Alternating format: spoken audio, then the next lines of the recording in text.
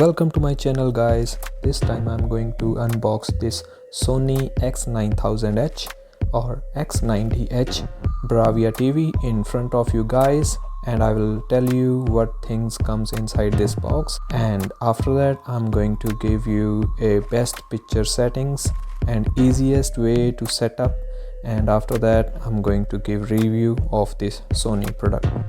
So right now in front of you guys, this is a box of 65-inch model year 2020 Sony Bravia LCD TV.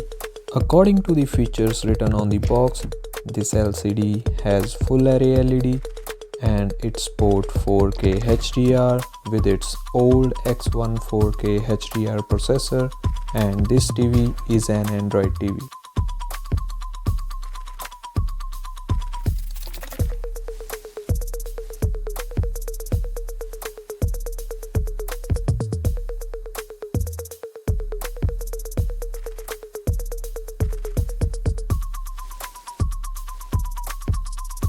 Inside the box we can see tabletop stand, quick setup guide, AC power cord, standard remote control, comes with 2 batteries, sport belt for wall mount or tabletop stand for extra sport, operating instructions, VS mount spacers, cable management clip.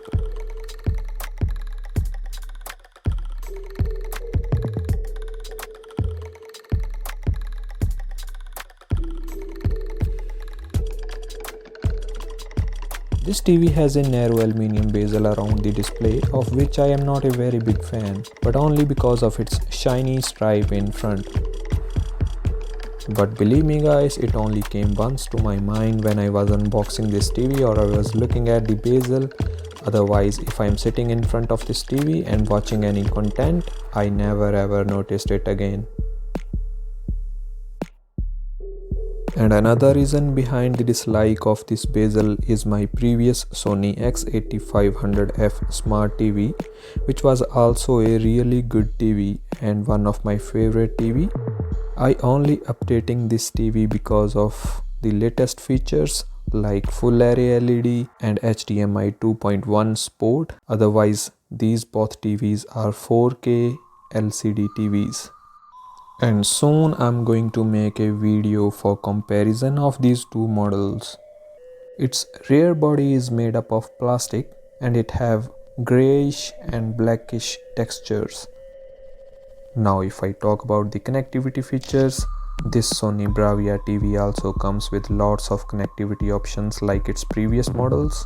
This TV have 2 USB ports, 1 digital audio out optical, 1 standard headphone 3.5mm jack, composite video input with left and right audio, 4 HDMI ports. As much as I know, third port is HDMI 2.1 now with the firmware update. This TV also have ARC and EARC option as well for the soundbar as a audio return channel, 1 Ethernet input, 1 RF for cable and antenna connection input. This TV also have a built-in Chromecast, which is a really useful feature and have been coming continuously from the previous models as well, but this time is a special because Sony have added Apple AirPlay and Apple HomeKit. Well, I don't need this TV stand because I will mount my TV on the floor stand, but later on I will also demonstrate how to attach this TV stand to the TV. You will need these VS mount spacers if you are going to attach this TV to a TV stand or you are going to wall mount this TV.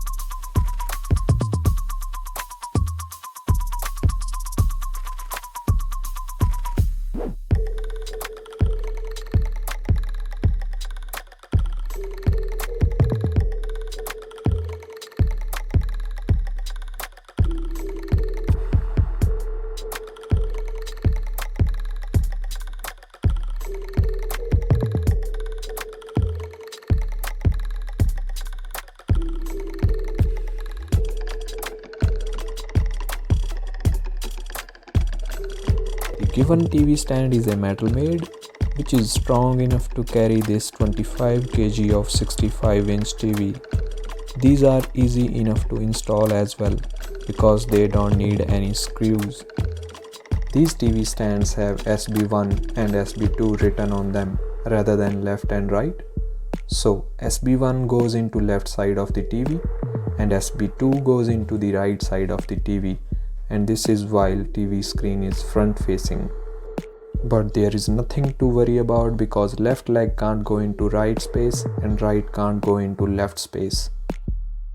After that, this is a cable management clip which keep all the wires away to appear from front side of the TV.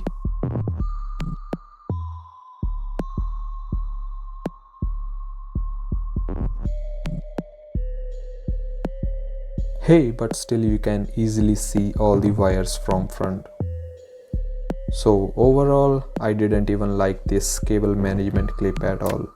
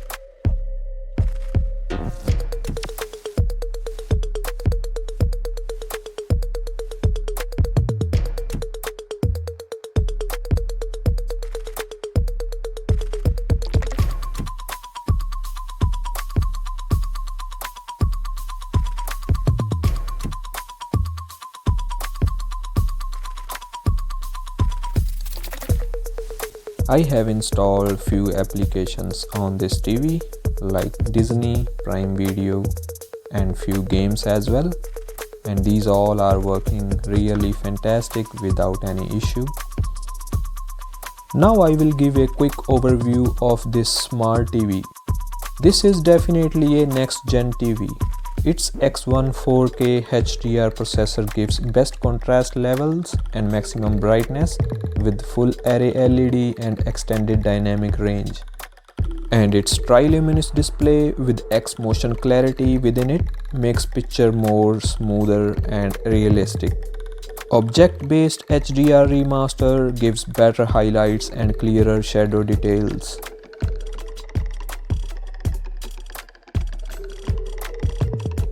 And HDMI 2.1 support with VRR or variable refresh rate will make gamers to play their games with minimized shuttering and reduced screen tearing and will give smoother gameplay.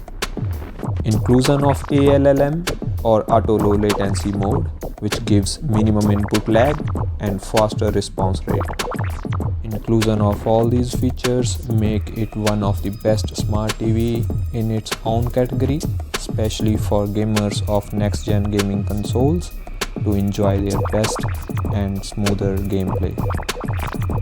At last but not least, there is another exciting feature available in this TV, that is a built-in ATSC 3.0 tuner, which will be beneficial in near future with its broadcast 4K facility, HDR, higher frame rates, wider color gamuts and better audio.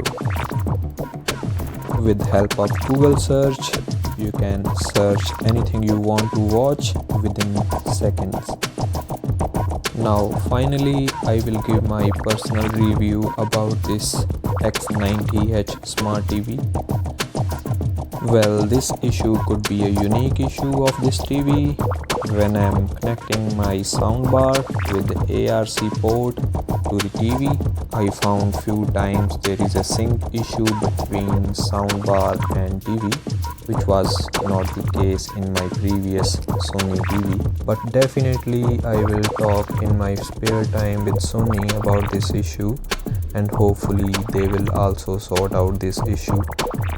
But there is another thing. If I am connecting another components to this smart TV with the same HDMI port, there is no issue with the connectivity. There is another issue getting raised very quickly is blurry issue. I have noticed by myself that sometimes backgrounds does get little blurry, but the characters looks more sharper and more clear. Sony have told that this is not an issue, and if there is something that they can do, they will do some updates in the near future, and hopefully that will fix that issue. If I talk about the remote, that is the another dislike. I personally feel that Sony have degraded the build quality of their remote. This new remote is more tall and having less helpful features on the remote than the previous remote models. Hey, but this is not my full review. This TV also have too many good things in it, such as its picture quality is much better than my last TV. It have more brighter levels, it have much better contrast. Even if I talk about the picture settings, I found few bad things in the picture settings and even in the sound settings, that few of the modes were disappeared than the previous models. If I talk, one of the best thing I liked in my previous TV was the motion setting. There was a motion setting I used to keep on smooth, but in this TV there is a setting on, off and auto. So to make it easier, I always keep it on auto mode so that picture can adjust by itself and it can make the motions really smooth by itself. But this time, with the inclusion of Dolby Vision to this TV set, they have added two new picture modes, that is Dolby Vision Dark and Dolby Vision Bright.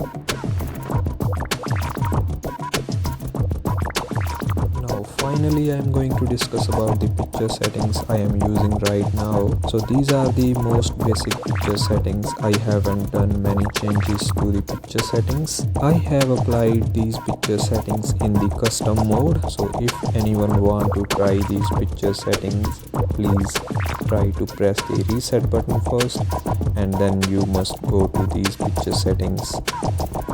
So first of all, there is a picture mode that will go to custom, and after that there is by default auto picture mode that will stay off, and light sensor that don't work good enough, so it will also stay off.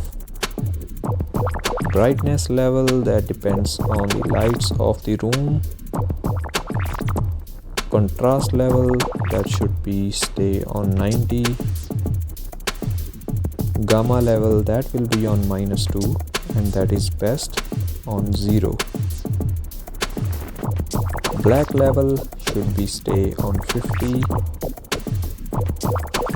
Black adjust, I have tried all of these modes, they don't work enough, so they also stay off. Advanced contrast enhancer, I haven't seen any change with this setting, so I am also keeping it off.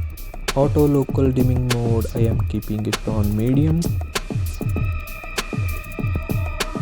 Extended dynamic range, stay off.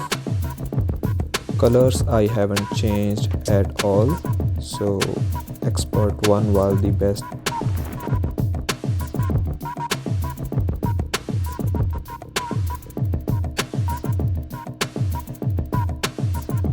Live color will also stay off. Clarity I haven't changed. Reality creation, that is also staying on manual, whatever the figures there, 20. Random noise reduction and digital noise reduction, they are also staying off. Now motion flow, I have changed it to auto mode from custom. I have tried all of these settings in the motion flow. Film mode, I am also keeping it on auto, and after that video signal auto, HDMI or any another, all of the settings I haven't changed them at all. And now if you are watching any content like Dolby Vision, then you can change it from the settings like Dolby Vision Dark or Dolby Vision Bright. And if it is on Netflix, then there is a special setting saying Netflix calibrated mode. That is the best setting I would recommend. And I haven't changed any settings rather than motion to auto in the Dolby Vision mode, and that's it. Well, enjoy the picture settings, and it's time to say goodbye. And if you have any questions, please don't hesitate to ask me in the comments section. Now please subscribe my channel for further more updates regarding the latest products. For right now, have a good day and thanks for watching my video.